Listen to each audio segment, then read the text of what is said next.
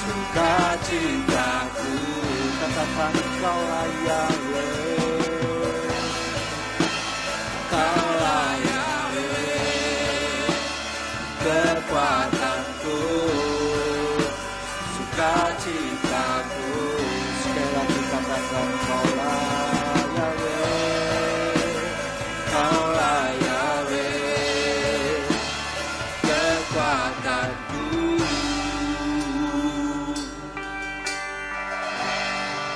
sukacitaku.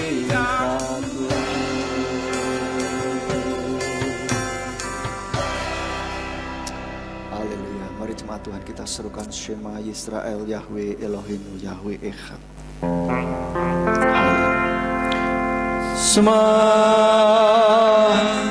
Yisrael Yahweh Eloheinu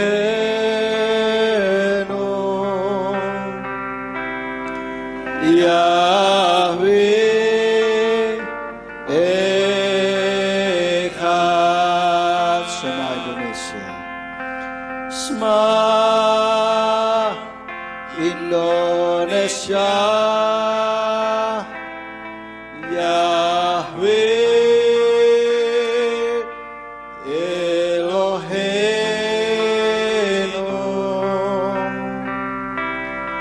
Yahweh Echad.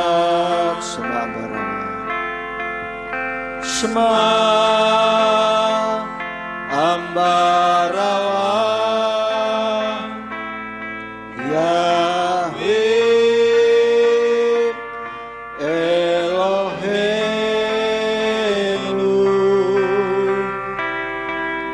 Yahweh Echad.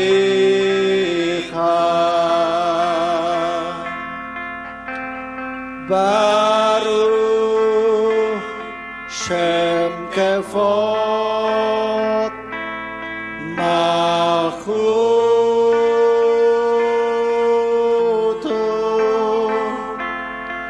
Leolam Vaed. Biarlah seluruh bumi boleh mendengar bahwa Engkau adalah Yahweh, Tuhan semesta alam, Tuhan segala roh, Tuhan Sang Pencipta langit dan bumi. Kami sungguh bersyukur Tuhan, pada sore petang hari ini Engkau sudah kumpulkan kami di tempat ini untuk kami boleh memuji memuliakan nama-Mu, untuk kami boleh menikmati sabat-Mu ya Bapa. Perhentian bersama dengan Engkau untuk kami boleh merefresh kembali, menyegarkan roh kami ya Bapa. Dan puji-pujian sudah kami naikkan ke hadirat Tuhan. Biarlah Tuhan disenangkan setiap pujian yang kami naikkan ke hadirat-Mu. Dan tiba saatnya untuk kami boleh mendengarkan firman-Mu. Kiranya Tuhan urapi hamba-Mu dan urapi setiap kami yang mendengarkan firman-Mu, supaya firman yang ditaburkan ini boleh menjadi call HL, menjadi suara-Mu yang berbicara di dalam hati setiap kami, sehingga membuat hati kami semakin hari semakin diubahkan oleh Engkau, semakin hari semakin menyenangkan hati-Mu Bapa. Dan jika ada kuasa kegelapan yang berusaha untuk memalingkan alam pikiran kami dari firman Tuhan, kami bersatu hati, kami tolak, kami usir di dalam nama Yeshua Mesias. Mari Tuhan kuasai tempat ini, kuasai peralatan yang kami pakai, dan Kau kuasai setiap hati dan pikiran kami, supaya semuanya boleh kami tujukan untuk kebenaran firman-Mu saja. Dan berikan hikmat bagi kami, supaya kami boleh menangkap isi hati-Mu, supaya kami boleh memahami sesuai dengan kebutuhan kami masing-masing ya Bapa. Terima kasih Bapa, dan sembunyikan nama-Mu di balik kemuliaan nama-Mu. Biarlah hanya nama Bapa Yahweh saja yang ditinggikan dan dimuliakan. Terima kasih Bapa Yahweh, hanya dalam nama Tuhan Yeshua Mesias kami sudah berdoa dan mengucap syukur. Haleluya, amin. Silakan duduk Bapak Ibu. Sahabat Shalom, apa kabarnya Bapak Ibu? Haleluya, luar biasa. Bapak Ibu Saudara, pada petang hari ini firman Tuhan saya beri judul Agama yang Dibawa Yeshua. Ini merupakan sebuah tema yang saya dapatkan dari ketika saya bukan searching ya, ketika saya jalan-jalan, tanda kutip jalan-jalan di TikTok gitu kan, itu ternyata banyak diskusi lintas agama begitu. Dan ada satu pertanyaan yang menggelitik buat saya, yang saya pikir ini perlu jemaat tahu, jemaat perlu memahami mengenai hal ini. Yaitu pertanyaannya kira-kira seperti ini. Waktu itu saya cuma dengerin aja, ada yang menanyakan gini, coba buktikan kalau agama Kristen adalah agama yang benar begitu. Lalu ada jawabannya dari saudara kita, tapi saya tidak mau membahas itu, tidak mau membahas jawabannya, tapi saya mau bahas pertanyaannya. Ini pertanyaan yang menarik dan yang mungkin seringkali kita dengar, atau mungkin Bapak Ibu Saudara pernah diajukan pertanyaan ini, atau mungkin pertanyaan yang senada kira-kira yang menekankan tentang agama Kristen ini, begitulah saudara ya. Nah, sebetulnya ini pertanyaan, kalau kita renungkan, pertanyaannya sudah tidak mengena terhadap iman kita sebagai anak-anak Bapa Yahweh. Tetapi ini pertanyaan perlu dijawab dan kita perlu selidiki pertanyaan ini. Nah, seharusnya sebelum dijawab kita perlu perjelas dulu, benar itu standarnya apa gitu loh. Kita perlu nanya dulu, benar itu standarnya apa? Kan kalau kita ngomong sesuatu bahwa ini benar atau tidak, kan ada standarnya. Sesuai tidak dengan itu, standar kebenaran itu. Kita harus tanyakan dulu hal itu. Kalau saudara mungkin suatu ketika ada yang menanyakan hal ini kepada saudara, saudara bisa menanyakan, sebentar sebelum saya jawab, saya tanya dulu, benar kan di sini katakan, buktikan kalau agama Kristen adalah agama yang benar. Nah, kita perlu tanya, standarnya apa dulu? Harus sama antara kita dan dia, gitu kan? Supaya apa? Supaya tidak jadi debat kusir, gitu kan? Standarnya yang harus kita sepakati bersama. Sama apa enggak, gitu loh, ya? Sama saja seperti kita ngomong bahwa dia bohong atau tidak, dia benar atau tidak, itu kan dari sebuah standar, yaitu apa? Kenyataan, kan gitu. Ini contohnya saja. Kita harus samakan persepsi dulu, benar dalam hal apa, standarnya apa dulu gitu loh, samakan. Nah, lalu apapun jawabannya, pasti jawabannya beraneka ragam. Tapi kita perlu jelaskan, apapun jawabannya kita perlu menjelaskan bahwa Yeshua itu tidak membawa agama. Sehingga kita, pengikut Yeshua, ini tidak mementingkan agama juga gitu. Kita tidak mementingkan agama gitu kan. Ya kalau ada orang lain yang mementingkan agama, ya silahkan, itu hak mereka gitu loh saudara. Tapi iman kita adalah di dalam Yeshua, karena Yeshua tidak membawa agama. Yeshua datang ke dalam bumi ini membawa keselamatan. Sehingga dengan demikian bagi kita pengikut Yeshua, umatnya Tuhan Yeshua, itu bagi kita agama itu gak menyelamatkan, gereja juga gak nyelamatin gitu. Bahkan gereja ini pun tidak menyelamatkan. Yang menyelamatkan siapa? Hanya Tuhan Yeshua yang menyelamatkan. Jadi kita tidak terlalu concern dengan agama mana yang benar, mana yang baik, tetapi kita concern tentang siapa juru selamatnya. Amin. Karena orang beragama, orang membuat agama atau mengelompokkan itu, agama itu kan sebetulnya pengelompokan orang. Oh, kalau cara ibadahnya begini dan kepada si anu, ini agamanya anu gitu. Kepada si ini tata caranya begini, oh agamanya si X misalkan, seperti itu. Itu kan pengelompokan, dan ini merupakan sebuah usaha dari manusia untuk apa? Bisa mencapai surga atau apalah bahasanya, masing-masing agama itu berbeda-beda macam-macam. Tetapi ada sebuah tujuan untuk mencapai kehidupan yang senang, kehidupan yang bahagia. Betul ya saudara ya? Masing-masing agama itu mempunyai sebuah ajaran yang ada tempat tersendiri gitu lah. Tetapi Yeshua itu tidak, ini agama yang saya bawa adalah agama Yahudi atau agama Kristen, ini agama baru. No, Yeshua tidak pernah ngomong tentang agama apapun. Karena Yeshua datang untuk membawa keselamatan. Kita lihat ayatnya di dalam Matius 5 ayat yang ke-17. Matius 5 ayatnya yang ke-17 dikatakan, janganlah mengira bahwa aku datang untuk membatalkan Torah atau kitab para nabi. Aku datang tidak untuk membatalkan, melainkan untuk menggenapinya. Jadi Yesus tidak ngomongin tentang agama di sini. Tapi Yesus ngomongin tentang bagaimana firman Bapa Yahweh yang dia genapi. Dan dia juga mengatakan bahwa dia datang untuk menyelamatkan kita. Jadi kita nggak concern mau agama yang seperti apa, yang penting dia beriman kepada Yesus sebagai Tuhan dan Juru Selamat. Kita lihat lagi Matius 18 ayat 11. Matius 18 ayat 11 dikatakan, sebab anak manusia datang untuk menyelamatkan yang hilang. Bukan datang untuk membawa agama yang baru atau memperkuat agama yang sudah ada. No. Yesus datang untuk menyelamatkan manusia yang hilang, yang tidak tahu arah untuk bisa mencapai keselamatan hidup, yang tidak mengerti bahwa ada kehidupan setelah kematian. Yesus datang untuk itu, dan Yesus datang untuk saudara dan saya, supaya kita semua boleh memperoleh kehidupan yang kekal, saudara. Di dalam Lukas 9 ayat 56, Lukas 9 ayat 56 dikatakan, sebab anak manusia datang tidak untuk membinasakan jiwa manusia, tetapi untuk menyelamatkan.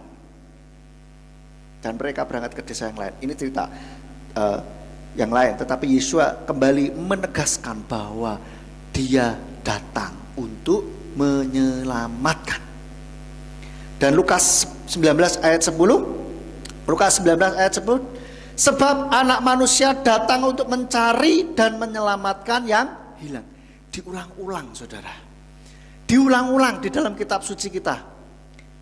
Kalau sesuatu yang penting itu dicatat, dan kalau sesuatu itu sampai diulang-ulang, berarti itu sangat-sangat penting.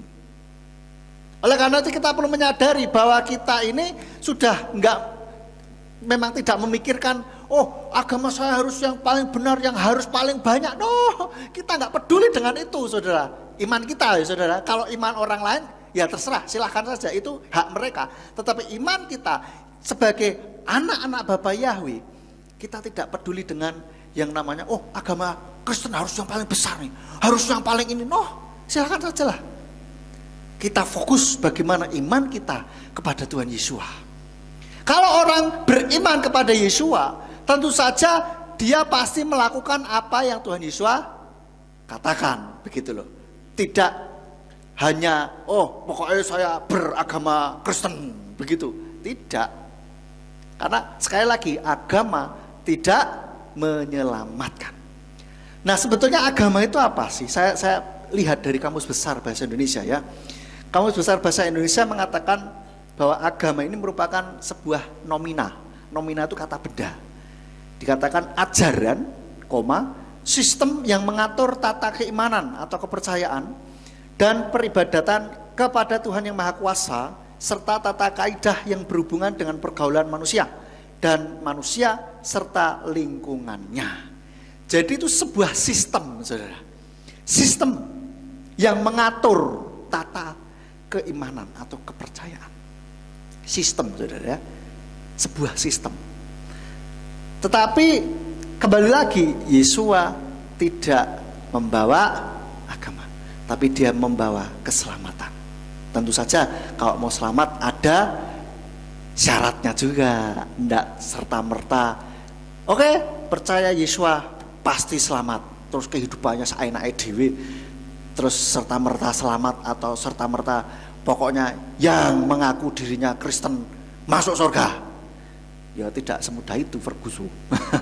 Ya, jadi kita ini bukan memegang pada, oh pokoknya agama. Loh, ada orang mau KTP-nya agama apapun, tetapi kalau imannya sudah kepada Yesus, sudah mengakui dan menjadikan Yesus sebagai Tuhannya, Juru Selamatnya, dan mengikuti ajaran, mengikuti mengikuti perintah-perintahnya, maka dia sesuai dengan apa yang Tuhan ajarkan, apa yang Tuhan janjikan. Siapa yang mau masuk surga? Karena Yesua adalah sang pemilik surga itu, maka dia berani ngomong, berani menjanjikan siapa-siapa yang masuk surga. Orang-orang yang bagaimanakah yang masuk surga itu? Yesua sudah berikan pedomannya. Dan agama ini sebetulnya dari bahasa Sanskerta, dari kata a dan gama. A itu tidak, gama itu kacau. Maksudnya nggak kacau gitu. Nah, maksudnya supaya orang beragama ini supaya hidupnya nggak kacau gitu loh. Tetapi ironisnya kita lihat realita, orang beragama malah jadi kacau. Entah kacau terhadap diri sendiri, entah kacau terhadap orang lain gitu loh. Agamanya beda dimusuhi, saudara. Gitu. Nanti agamanya sama, alirannya beda dimusuhi juga, saudara. Betul enggak? Disesat-sesatkan, disalah-salahkan. Saya enggak ngomongin agama yang lain. Di Kristen banyak aliran. Kita akui saja di Kristen banyak aliran, saudara. Wakah. Aliran satu dengan yang lain banyak yang menyalahkan. Gitu. Meskipun ada irisannya, ada sama-sama yang mereka akui, tetapi caranya begini, nah caranya baptis saja berbeda, itu sudah alirannya lain lagi, saudara. Caranya ibadah yang satu pakai tepuk tangan, yang satu tidak, itu alirannya lain lagi, saudara. Banyak, gitu loh. Jadi gimana ya? Malah jadi kacau gitu loh, ya kan? Seharusnya orang beragama itu membuat hidupnya nggak kacau, tapi malah jadi kacau. Ini kan ironis sekali gitu, nggak tahu salahnya di mana juga gitu. Tapi oleh karena itulah, mari kita tidak usah bingung-bingung tentang agama. Kita harus fokus kepada bagaimana Yesua mengajarkan supaya kita hidup di dalam bumi ini. Amin. Di MK yang kemarin kita belajar bahwa Yesua itu mengajarkan supaya kita ini penuh kasih, ya, supaya kita tidak melupakan pesan Tuhan. Pesan Tuhan itu apa sih? Untuk kita supaya hidup dengan penuh kasih. Salah satunya kan itu, saudara. Ya kan? Jadi kembali lagi, agama hanyalah pengelompokan yang dibuat oleh manusia untuk menggambarkan tentang keyakinan seseorang. Ini kalau definisi saya sendiri, saudara, kesimpulan. Jadi kalau biasanya kalau bikin skripsi kan begitu, saudara. Menurut ini, menurut itu, menurut ini, menurut itu, habis itu disimpulkan. Menurut saudara bagaimana si penulis ini? Nah, jadi menurut saya, jadi agama ini adalah pengelompokan atau label, sebutan, pengelompokan yang dibuat oleh manusia sendiri untuk menggambarkan tentang keyakinan seseorang. Gitu. Oh, kamu begini berarti agamamu ini.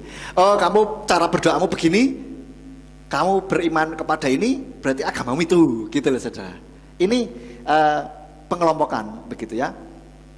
Nah, kenapa kadang-kala orang Kristen bingung ditanyain tentang agama begini ya, tentang tunjukkan agama Kristen adalah agama yang benar gitu ya. Bingung, nanti jawabnya muter, nggak ada juntrungannya, tidak menjawab pertanyaan. Karena apa? Terjemahan di Alkitab kita akui saja, Alkitab terjemahan LAI itu nggak sempurna juga, saudara. Ya, bukan saya menyalah-nyalahkan sok pintar, tidak lah. Kalau memang salah terus piye gitu kan? Masa kita bilang benar? Kurang tepat gitu. Banyak hal yang tidak pas gitu. Banyak ayat yang diterjemahkan LAI itu ada agamanya, padahal tidak seharusnya nggak ada gitu loh. Di dalam Matius 5 ayat 20 contohnya ya. Matius 5 ayat 20 dikatakan, sebab aku berkata kepadamu bahwa jika kebenaranmu tidak melimpah lebih banyak daripada ahli kitab dan orang-orang Farisi, kamu sekali-kali tidak dapat masuk ke dalam kerajaan surga. Nah, kalau di LAI itu tulisannya adalah seperti ini, Matius 5 ayat 20. Maka aku berkata kepadamu, jika hidup keagamaanmu tidak lebih benar daripada hidup keagamaan ahli-ahli Taurat dan orang Farisi, sesungguhnya kamu tidak akan masuk ke dalam kerajaan surga.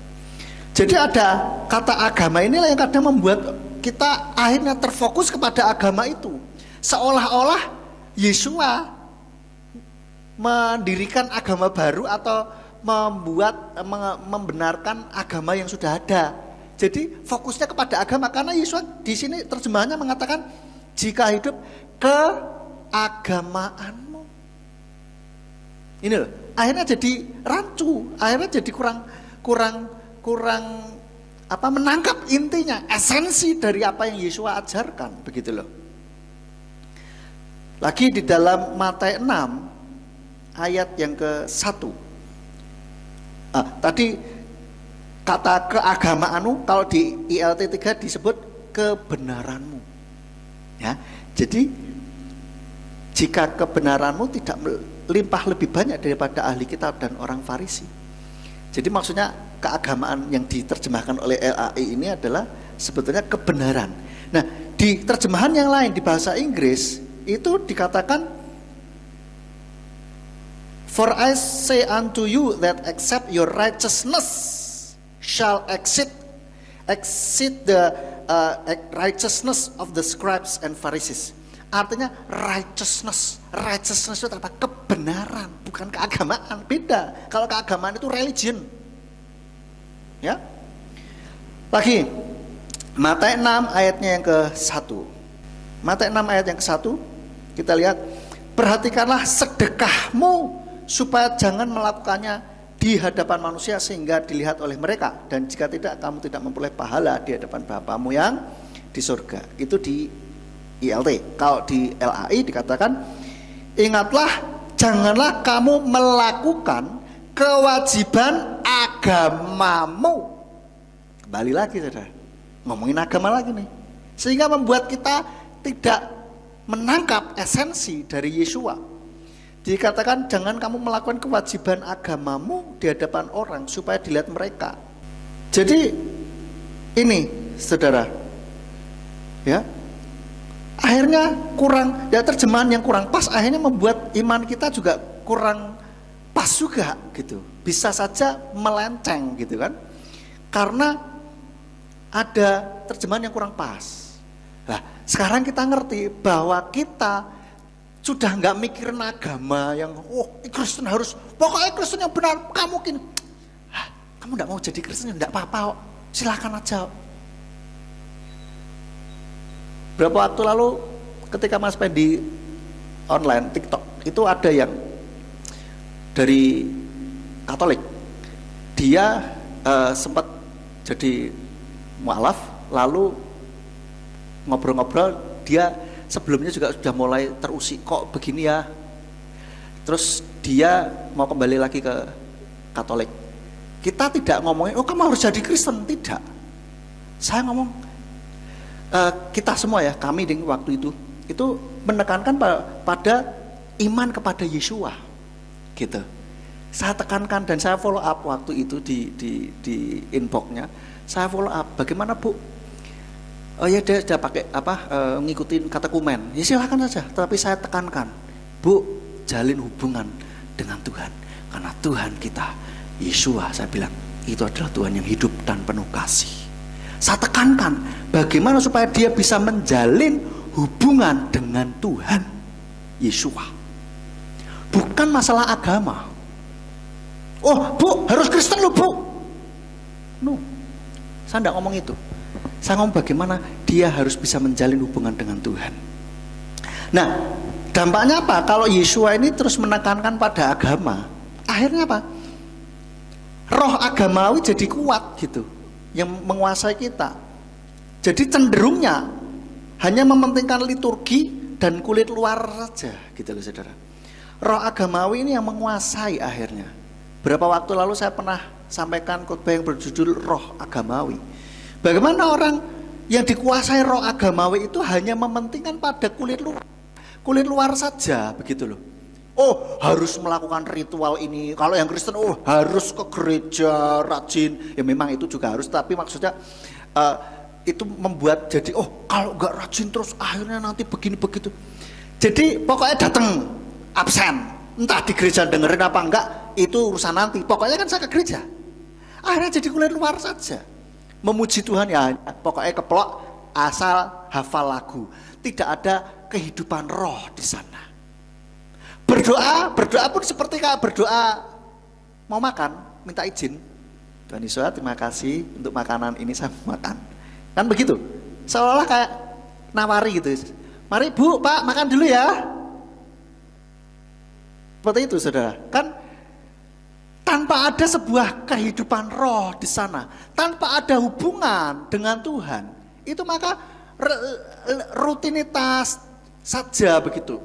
Hanya rutinitas dan akhirnya tidak ada kehidupan roh, hanya kering, membosankan. Jadi manusianya harus kayak robot gitu ya. Oh, harus begini, harus begitu, harus begini, harus begitu. Akhirnya nggak ada kehidupan roh di sana. Dan ini yang kalau saya lihat itu yang akan membuat orang Kristen pun tidak akan ada perubahan di dalam kehidupannya. Yang dulunya masih suka nipu ya masih aja terus nipu. Pokoknya kan saya memberikan persembahan dan perpuluhan, rajin ke gereja, nggak absen. Bahkan saya nyumbang gereja kalau ada acara pembangunan gereja saya nyumbang. Yang dulunya suka meso nyepatani bahasa Indonesia apa?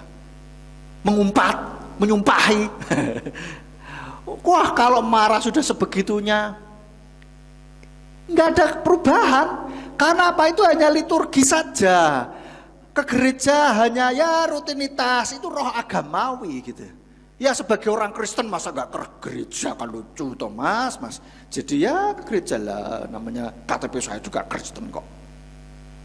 Nanti kalau ditanyain orang kan malu saya.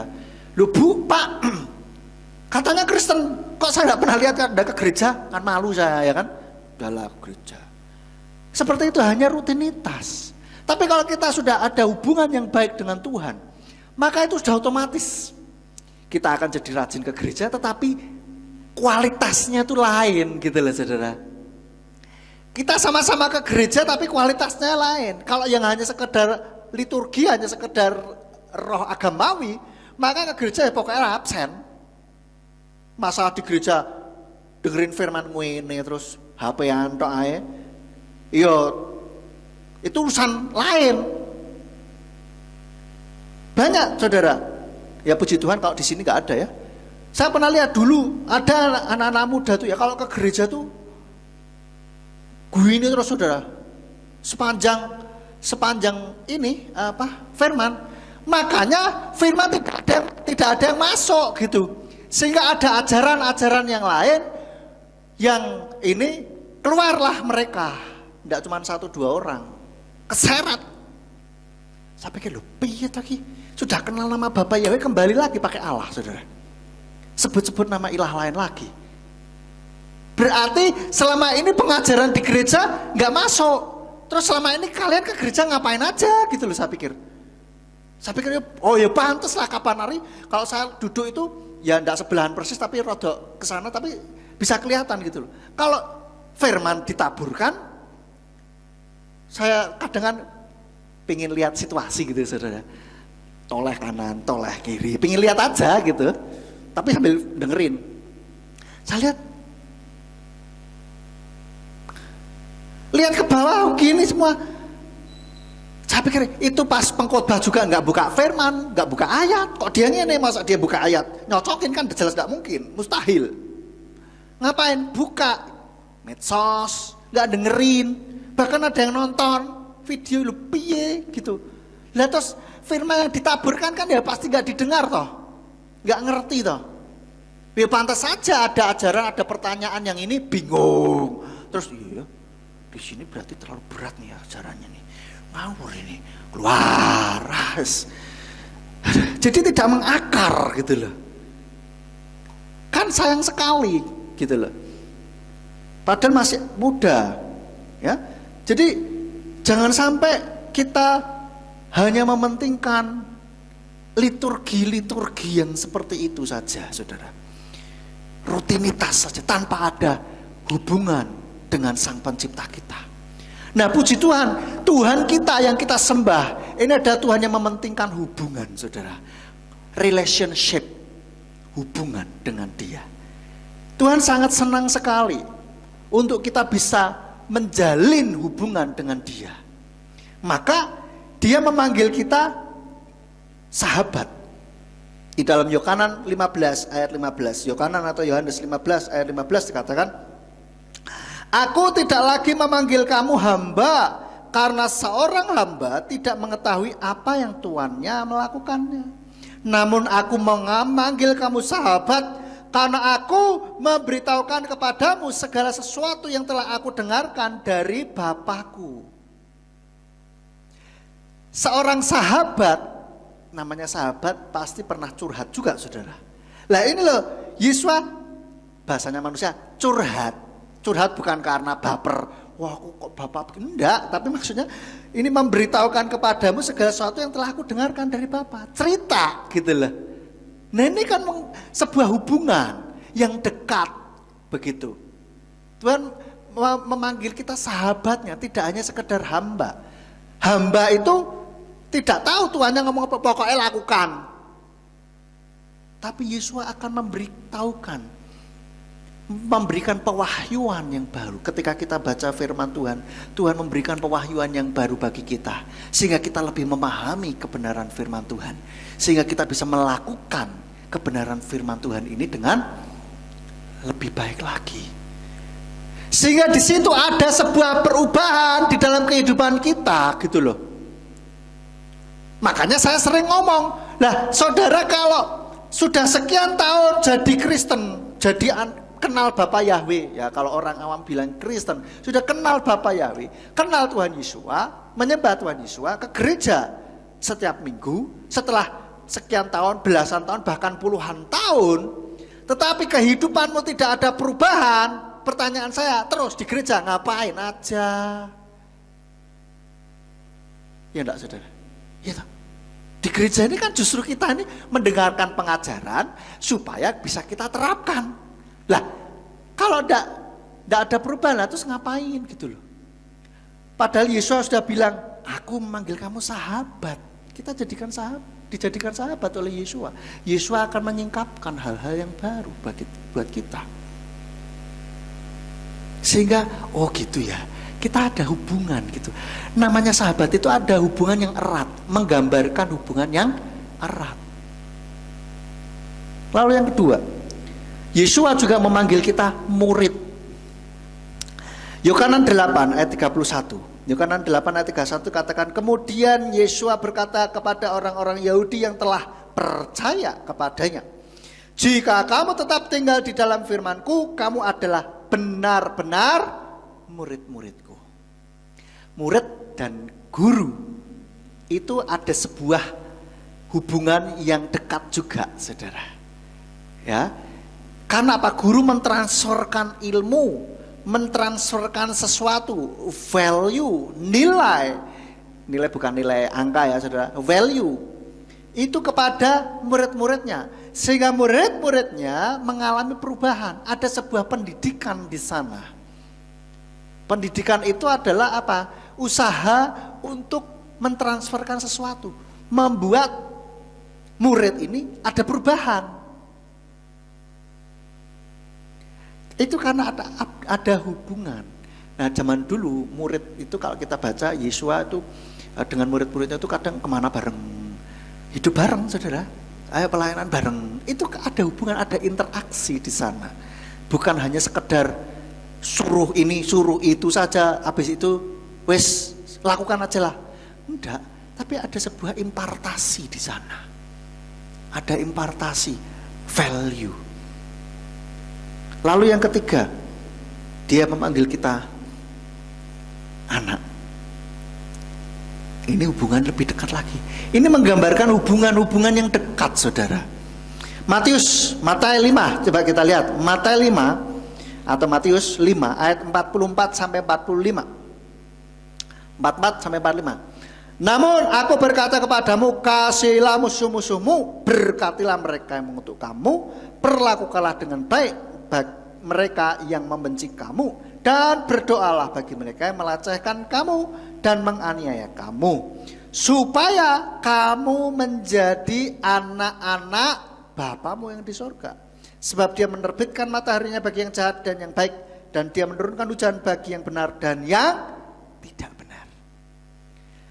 Jadi Tuhan mendorong kita juga untuk supaya jadi anaknya. Nah, masalah ngomong-ngomong anak, bapak dengan anak, itu pasti ada sebuah hubungan. Atau orang tua, entah bapak atau ibu, itu ada hubungan dengan anak. Tidak hanya sekedar status, saudara. Tapi ada sebuah hubungan yang karib. Amin. Seharusnya kan begitu, kita sebagai anaknya. Jadi kita bisa ngobrol sebagaimana layaknya orang tua dengan orang tua kita. Itu ada sebuah hubungan yang erat gitu loh. Saya dengan anak saya ya ada hubungan, ngajak main, ya kan, saudara. Saya dengan Dedi begitu juga. Dedi juga dulu ketika saya kecil ngajak main, ketika sudah besar ngajak tukar pikiran, berdialog. Ada hubungan di sana, saudara.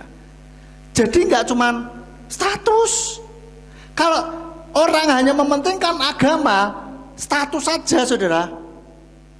Hanya status doang gitu. Oh, Kristen. Tapi kenal enggak Tuhan? Enggak tahu. Disebut ditanyain nama Bapak Surga saja bingung. Saya pernah diskusi di TikTok. Sebetulnya ini diskusi kecelakaan tanda kutip ya, enggak sengaja. Saya pikir ini diskusi santai baik-baik begitu kan. Orang Kristen juga. Lah kok tiba-tiba ngomong tentang Yahweh dan dia ternyata tidak mengenal Yahweh, tidak menerima Yahweh sebagai Bapa surgawinya. Wah, omongannya kasarnya minta ampun, dan dia pikir bahwa Tuhan di dalam perjanjian lama dan perjanjian baru itu berbeda. Dia bilang, oh Yahweh dalam perjanjian lama itu kan pembunuh, kejam. Di dalam perjanjian baru Yesus, ya dia masih sebut Yesus, tidak kenal Yeshua. Itu penuh kasih begitu, saudara. Dan lucunya tapi dia sudah nggak sebut Allah, saudara. Saya heran juga nih, kok ada juga ya begini. Tembe itu mon, orang Jawa bilang baru ketemu. Kalau sebut ada kata Allah di sana disebutnya ilah, dia bacanya ilah. Dan bilang Yahweh itu bukan Tuhan, itu malaikat katanya. Lebih gitu. Hanya karena dia membaca bahwa lalu malaikat Yahweh datang kepadanya. Oh, dipikir malaikat yang bernama Yahweh. Ngawur Pak, saya bilang itu malaikatnya. Yahweh maksudnya begitu loh. Kalau orang bilang pengawal presiden, apakah pengawalnya bernama presiden? Kan tidak begitu. Ya, lucu banget gitu loh. Nggak kenal nama bapaknya, saudara. Dan ini memang kayaknya sukanya ngajak ribut tok gitu loh. Nggak tahu bahasanya. Ya sudah, saya enggak, ketika dia live saya nggak pernah ngikutin lagi, males lah. Diundang, di inbox, ayo ikut, saya nggak mau, males, ngajak ribut. Ya percuma lah, habisin energi dan waktu saya, ngapain gitu kan? Ya udah imani apa yang Anda imani lah, saya pikir seperti itu. Sempat saya bilang lah, Pak, dia bilang Elohim itu katanya malaikat. Oh, langsung saya bilang, oh berarti kalau gitu yang menciptakan langit dan bumi itu adalah malaikat ya Pak ya. Karena di Kejadian 1 katakan pada mulanya Elohim menciptakan langit dan bumi. Bingung, ganti topik lagi, saudara. Nggak bahas itu, biasa kan? Jadi ya begitulah, saudara. Ini kan tidak ada hubungan dengan Tuhannya gitu loh. Hanya pokoknya aku Kristen dan mengkritiki banyak hal gitu. Pertamanya tuh ngajak ngobrol ke saya itu tentang ini gereja-gereja ini kok memberatkan jemaat gitu. Bikin akte nikah, akte baptis lah. Itu kan memberatkan jemaat. Saya bilang, Pak, mohon maaf, gereja kami tidak pernah membebankan itu pada jemaat. Semuanya free. Akte baptis, akte nikah, free. Ayo, saya tanya, ada nggak yang ditarik bayaran sini untuk akte baptis dan akte nikah? Nggak pernah ada. Berarti saya pikir, berarti ada gereja-gereja yang narik duit lagi tuh untuk akte nikah dan akte baptis. Saya pikir, piye toh ki? Dan ada juga yang dia bilang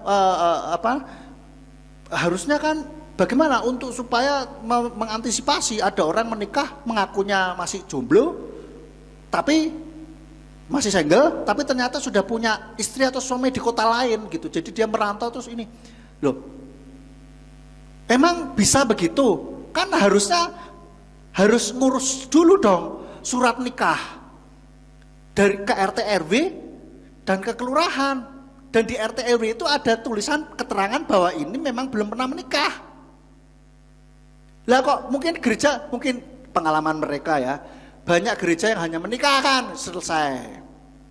Tanpa catatan sipil segala macam, mungkin ya, ini dugaan saya.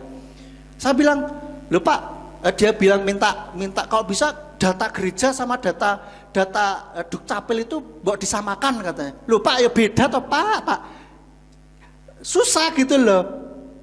Gak bisa. Loh, kalau di kami Pak, kami harus ngurus, kalau mau menikah harus ngurus N1 sampai N5 Pak. Di RT, RW, kelurahan urus sendiri.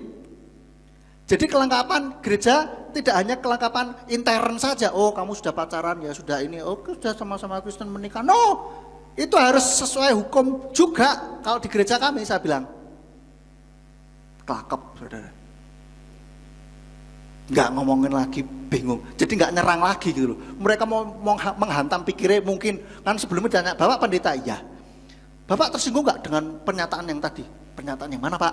Saya nggak begitu ngikutin diskusinya. Tentang itu, tadi itu akte-akte apa segala macam. "Enggak, gereja kami nggak gitu masalahnya." Dan ini sukanya akhirnya apa? Ngajak ribut, merasa diri paling benar. Semua diserangi gitu. Bahkan terakhir ini pas kan kalau jalan-jalan di TikTok itu kan yang live itu kan kita tahu gitu. Topiknya terakhir itu apa?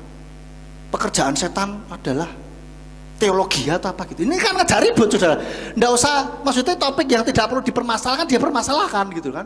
Saya nggak pernah ngikutin lah. Pokoknya pas jalan-jalan, wah ini mana males lah. Nah gitu. Dia mementingkan hubungan saudara. Kalau di dalam sebuah hubungan itu, itulah yang mengubahkan kehidupan kita. Halo? Amin? Dan yang terakhir, dia itu menganggap kita sebagai mempelainya, saudara. Ini hubungan lebih dekat lagi nih, saudara. Di dalam Yohanan 3 ayat 29, Yohanan 3 ayat 29. "Ia yang memiliki mempelai wanita adalah mempelai pria. Namun sahabat mempelai pria yang berdiri dan mendengarkannya, dia bersukacita dengan kegirangan karena suara mempelai pria itu. Oleh karena inilah maka sukacitaku telah terpenuhkan." Ini memang perkataan Yohanan Pembaptis. Tetapi Yesua juga mengatakan bahwa kita ini nantinya akan, kalau di kitab Wahyu digambarkan bahwa kita ini akan sebagai mempelai wanitanya. Kita akan masuk ke dalam perjamuan kawin anak domba, saudara. Ini istilah saja ya, sekali lagi ya, kalau saudara dengar mungkin yang belum beriman kepada Yesua, berarti kok ngantenan ning surga menikah, teng. Enggak, ini hanya istilah menggambarkan sebuah hubungan, begitu loh. Bukan benar-benar menikah. Kalau gitu benar-benar menikah berarti nanti Yesua istrinya jutaan orang dong. Yang benar aja, kan bukan begitu. Memahami firman jangan secara harafiah, selalu begitu loh. Ini hubungan bahwa kita akan menjadi seperti mempelainya, akan selalu hidup bersama di dalam kerajaannya yang kekal. Amin. Gitu loh maksudnya. Satu lagi bukti lain bahwa Yesus mementingkan hubungan adalah dia ingin kita tetap berada bersamanya. Maka di dalam Yohanan 14 ayat 1 sampai 3, Yohanan 14 ayat 1 sampai 3 dikatakan, "Jangan biarkan hatimu digelisahkan. Engkau percaya kepada Elohim, percaya juga kepadaku. Di rumah Bapakku ada banyak tempat tinggal, dan jika tidak, telah aku katakan kepadamu, aku pergi untuk menyediakan tempat bagimu. Dan jika aku pergi menyediakan tempat bagimu, maka aku datang lagi dan akan menjemput kamu kepadaku." Ini perhatikan, supaya di tempat aku berada, kamu pun berada. Supaya kita terus nanti hidup bersama dengan dia, gitu loh saudara. Suami istri kan hidup bersama. Ada kasus yang seharusnya ya, tapi ada hal yang lain. Tapi ini Tuhan Yesus menggambarkan bahwa kita ada, Yesus ini mementingkan hubungan. Yesus ingin kita ada hubungan yang erat dengan dia. Kalau hanya sekedar agama, mementingkan agama, saudara, itu cenderungnya pasti akan mementingkan liturgi, ritual saja. Tapi kita tidak, kita mementingkan hubungan dengan Tuhan. Maka seringkali kami katakan di sini bahwa jalinlah hubungan dengan Tuhan. Karena Tuhan kita ini hidup, bukan Tuhan yang mati. Dan dia hidup juga penuh kasih, bukan yang hidup tapi kejam. Tuhan kita adalah Tuhan yang hidup dan penuh kasih. Oleh karena itu, mari menjalin hubungan dengan Tuhan. Jalin persekutuan dengan Dia.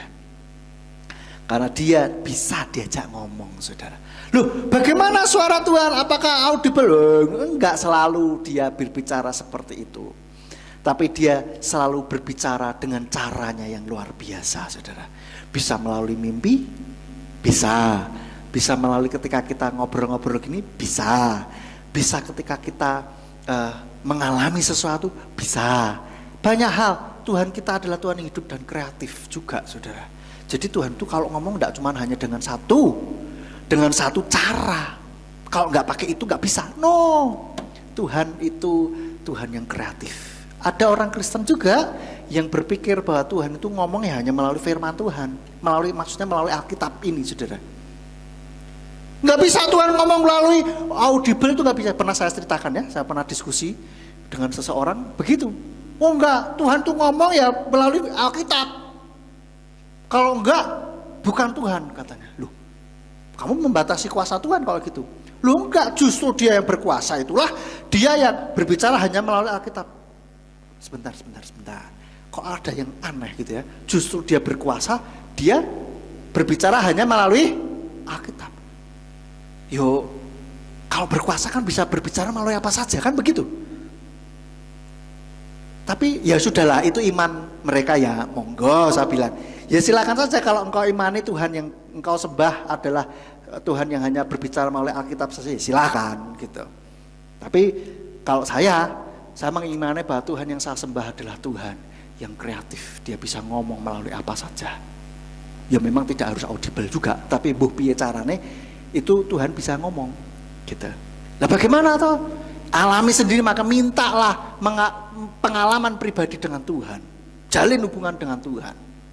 Seperti yang saya sampaikan, kalau kita mau menjelaskan manis itu bagaimana sih? Kita jelaskan pokoknya manis. Ya enak lah begitu, enak lah ini. Kalau orang tidak pernah merasakan manis, bagaimana supaya bisa tahu rasanya manis? Rasakan manisnya, gitu loh. Ini enak nih permen nih, atau coklat nih enak loh nih, tidak pahit kok, enak wis talah. Ini iklan, saudara mau iklan bagaimanapun, orang harus ngalamin sendiri untuk tahu rasanya, kan begitu. Nah, demikian pula dengan hubungan kita dengan Tuhan, bagaimana ya alami sendiri, minta kepada Tuhan. Tuhan kita sekali lagi, Tuhan kita adalah Tuhan yang hidup dan penuh kasih. Minta pengalaman pribadi dengan Tuhan. Tuhan nyatakan pribadimu lebih lagi kepada saya. Tuhan akan nyatakan pribadinya lebih lagi. Itu saya dulu juga mengalami seperti itu, saudara. Dulu saya jadi anak pendeta, waktu masih remaja, saya mulai dibukakan oleh Tuhan. Saya tidak mau jadi anak pendeta hanya ya karena anak pendeta ya sudahlah pokoknya begitu gitu. Saya nggak mau. Saya mau beriman, bukan karena anak pendeta, tapi saya mau beriman betul-betul karena saya berjumpa dengan Tuhan, ngalamin sendiri pengalaman pribadi dengan Tuhan, gitu saudara. Sehingga biarlah kita ini terus mengejar bagaimana kita bisa menjalin hubungan dengan Dia lebih lagi. Terus minta kepada Tuhan biar Dia nyatakan pribadinya lebih lagi. Ketika Tuhan menyatakan pribadinya lebih lagi dalam kehidupan saudara dan saya, maka kita akan mengalami perubahan dalam kehidupan kita. Mujizat demi mujizat kita akan alami. Permasalahan boleh datang, permasalahan hidup boleh menyerang kita, tetapi kita akan menang mengatasi setiap permasalahan itu. Amin. Dan tadi dikatakan bahwa agama tidak menyelamatkan, tetapi Yesua yang menyelamatkan. Buktinya mana? Yesua sendiri yang menyelamatkan. Di dalam Yohanan 3 ayat 16. Yohanan 3 ayat 16 dikatakan, sebab Elohim demikian mengasihi dunia ini, sehingga dia mengaruniakan putranya yang tunggal, supaya setiap orang yang percaya kepadanya tidak akan binasa, melainkan dapat memperoleh hidup kekal. Jadi yang menyelamatkan hanya Yeshua. Jadi mau selamat, nah ini yang dengerin via internet, baik YouTube maupun streaming radio maupun TikToknya Bapak Gembala. Mau selamat saudara, percayalah kepada Yeshua HaMasyiah sebagai Tuhan dan Juru Selamatmu, dan lakukan firman-Nya. Matius 7 ayat 21. Karena orang jadi Kristen tidak menjamin masuk surga, saudara. Di dalam Matius 7 ayat 21 dikatakan, bukan setiap orang yang berkata kepadaku Tuhan, Tuhan, dia akan masuk ke dalam kerajaan surga, melainkan dia yang melakukan kehendak Bapakku yang di surga. Jadi Kristen belum tentu selamat. Yang memastikan keselamatan adalah Yeshua. Dan Yeshua bilang, mau selamat, lakukan kehendak Bapa. Bagaimana tahu kita kehendak Bapa? Bacalah firman Tuhan. Tapi sayangnya banyak orang berusaha untuk menggoyang iman Kristen dengan cara apa? Bilang Alkitab dipalsukan lah, bahkan ada mengatakan perkataan Yeshua itu hanya 18% lah di dalam Injil lah. Pernah saya sampaikan juga kepada saudara, itu yang akan menggoncangkan iman orang, tanpa diselidiki bahwa ternyata yang mengarang itu adalah orang yang tidak beriman kepada Yeshua. Oh tapi dia sarjana perjanjian baru. Loh, orang kalau mau sekolah boleh saudara, agama apapun, bahkan ateis sekalipun sekolah teologi boleh gak? Boleh. Masalah dia iman apa enggak, beriman apa enggak, itu urusan yang berbeda gitu. Sehingga kita menjadi umat Bapa Yahweh, kita tidak lagi mementingkan agama, kita mementingkan hubungan. Bagaimana kita berhubungan dengan Tuhan, bagaimana Tuhan menyatakan pribadinya dalam kehidupan kita. Masalah label ini itu silahkan saja, tetapi kita, iman kita kepada Yeshua HaMasyiah. Di dalam ayat ini tadi, orang yang berkata kepadaku, kepada Yeshua, yang menyebut Yeshua, Tuhan itu siapa? Orang Kristen. Toh tidak selamat. Karena apa? Dia tidak melakukan kehendak Bapa. Tidak melakukan kehendak Bapa, kenapa? Karena tidak ada hubungan di sana. Saudara, kalau tidak ada hubungan, saudara tentu saja tidak akan melakukan kehendak orang lain. Misalkan ada orang lain, saudara nggak kenal gitu ya, bilang, Bu, Pak, ayo kudu ngene, kudu ngono, saudara percaya, saudara lakukan. Lah kowe iki sapa? Pangkatmu apa? Lah kamu itu siapa? Kok nyuruh-nyuruh? Karena apa? Nggak ada hubungan. Tetapi kalau kita sama orang tua kita, sama guru kita, ada hubungan, ya kan? Orang mau menjadikan seseorang guru itu ada proses juga, nggak tiba-tiba oh jadikan aku guru, aku muridmu, enggak begitu. Ada hubungan, saudara. Percaya, murid itu percaya kepada gurunya. Karena apa? Makanya disebut guru. Digugulan, ditiru, dipercaya dan ditiru, gitulah. Oleh karena itu mari kita jalin hubungan dengan Tuhan lebih lagi, untuk kita bisa mengenal pribadinya lebih lagi. Minta supaya Tuhan menyatakan pribadinya lebih lagi. Terakhir kesimpulan, karena judulnya agama yang dibawa oleh Yeshua. Jadi agama apa yang dibawa Yeshua? Tidak ada. Yeshua tidak membawa agama, tapi dia membawa keselamatan bagi manusia. Amin buat firman Tuhan. Saya kembalikan kepada Bapak Gembala. Haleluya. Ya, bagaimana saudara-saudara sudah dengar? Sekarang saya tanya, saudara agamanya apa? Ayo. Barusan sudah dikajar, lalu ditanya saudara agamanya apa? Isih bingung. Kalau orang tanya saudara agamanya apa, jawabnya gampang, terserah. Realitas orang yang terikat agama itu justru tidak baik. Negara ateis itu kejahatan sangat jarang, Bahkan ada satu negara, kalau tidak salah Finlandia, itu penjara kosong, saudara-saudara, malah disewakan untuk orang dari negara lain yang penjaranya penuh masuk di sana. Tetapi orang yang terikat agama justru kacau. Banyak pembunuhan, banyak kejahatan. Tadi sudah disampaikan agama itu dari bahasa Sanskerta A dan Gama. A itu tidak, Gama itu kacau. Tetapi kenyataannya karena agamalah orang hidupnya jadi kacau. Ya. Harus sama dengan saya. Kalau tidak sama dengan saya berarti salah. Nah, ini orang yang kacau. Orang yang betul-betul mengerti agama dalam tanda petik, sebetulnya justru orang yang bisa bertoleransi kepada yang lain. Jadi kalau saudara tidak toleran, intoleran, itu artinya saudara tidak ngerti agama. Cuma fanatisme terhadap agama, dan ini mengerikan sekali, ya. Pernah ada orang tanya, Pak Yakub itu sebetulnya Kristen apa? Saya jawabnya seperti tadi, terserah. Mau Pantekosta kek, mau Protestan kek, mau Katolik kek, terserah mau melabeli.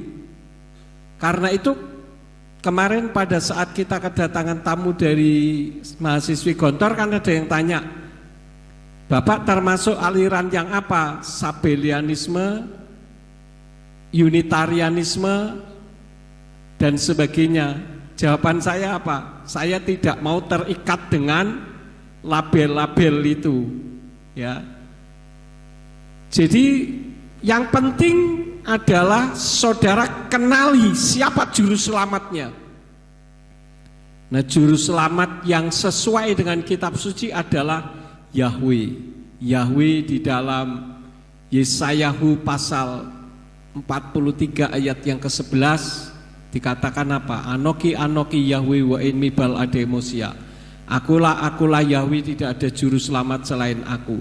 Lalu bagaimana dengan Yeshua? Yeshua juru selamat karena Yeshua itu Yahweh yang turun ke bumi dalam wujud seperti manusia. Itu yang menyelamatkan. Gereja ini pun tidak menyelamatkan. Karena itu jangan saudara terikat dengan gereja. Pokoknya iku gerejaku. Aku sik biyen lahir ya ning kono. Lahirnya di situ. Jadi nganten ya di situ. Maka hidup matiku ya di situ. Wah, ini orang terikat agamawi. Dulu waktu masih di gereja lama, kursi saya geser separuh begitu saja jadi masalah kok, saudara-saudara. Kan jemaat bertambah-tambah, lalu saya jebol sampingnya. Nah, orang kalau ngeliatin saya kan begini, lama-lama sininya tengeng, capek gitu. Ada yang usul, Pak, bagaimana kalau kursinya dihadapkan ke mimbar saja, jadi yang tadinya menghadapnya ke sini kalau lihatnya begini, sekarang jadi lurus. Itu jadi masalah, saudara-saudara. Padahal hanya kursi dari menghadap ke sana dienggok ke sini gitu loh. Itu contoh agamawi. Jadi kita tidak agamawi, ya. Sekali lagi, agama saudara apa? Terserah memang, ya. Nggak ada agama terserah, ya terserah kamu. Mau melabeli saya apa? Yang penting saya percaya kepada bahwa Yahweh di dalam nama Yeshua HaMashiach dan Ruach HaKodes.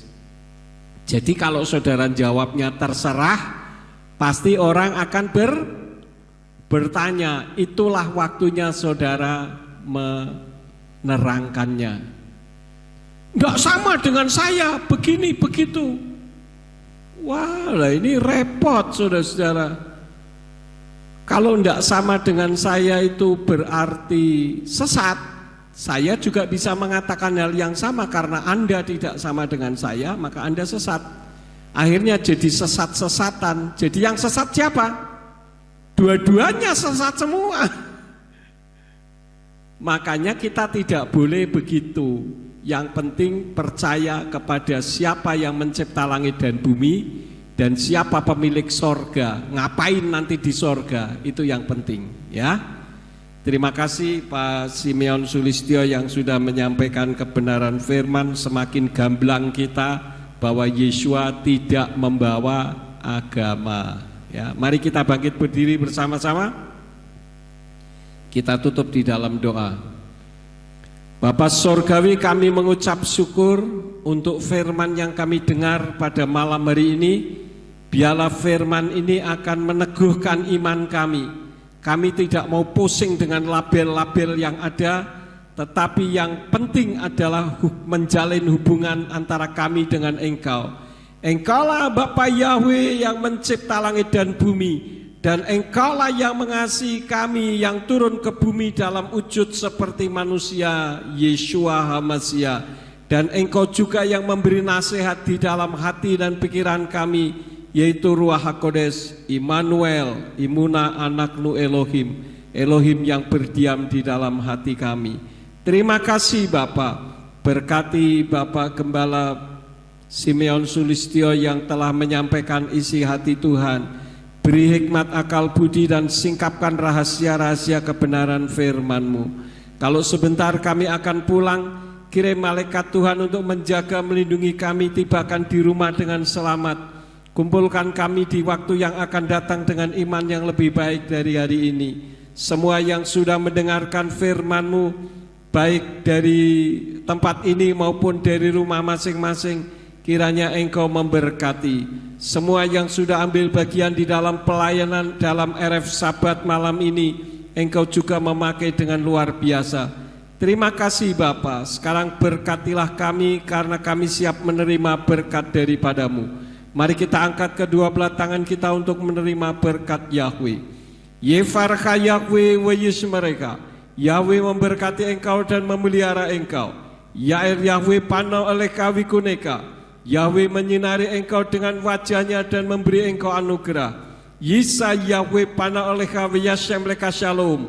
Yahweh menghadapkan wajahnya kepadamu dan memberi engkau damai sejahtera. Diberkatilah engkau di kota dan diberkatilah engkau di ladang. Diberkatilah buah kandunganmu, hasil bumimu dan hasil ternakmu, yakni anak lembu sapimu dan kandungan kambing dombamu. Diberkatilah bakulmu dan tempat adonanmu. Diberkatilah engkau pada waktu masuk dan diberkatilah engkau pada waktu keluar. Sekarang pulanglah dan terimalah berkat. Kasih Bapa Yahweh Sang Pencipta, kasih karunia Adonai Yeshua HaMashiach Sang Pembeli Jiwa, dan Ruach HaKodes menyertai saudara sekalian sampai Maranatha. Adonai Yeshua HaMashiach datang kembali untuk yang kedua kali dan mengangkat kita semua. Haleluya. Semua yang percaya katakan amin. Shabbat Shalom, selamat malam, Bapak Yahweh memberkati.